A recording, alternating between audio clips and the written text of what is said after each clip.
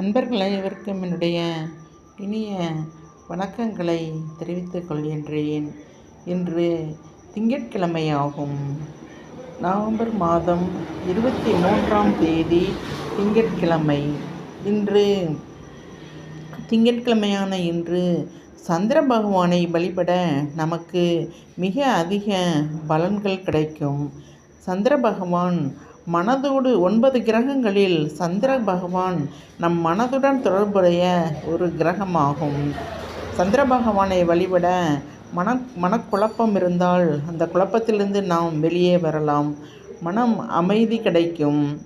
எனவே திங்கட்கிழமை சந்திர பகவானின் மூல மந்திரமான ஓம் க்ரீம் ஸ்ரீம் கம் ரம் சம் சந்திராய நமக என்ற மூல மந்திரத்தை காலையில் எழுந்து குளித்து முடித்துவிட்டு ஒரு 9 முறை துதிப்பது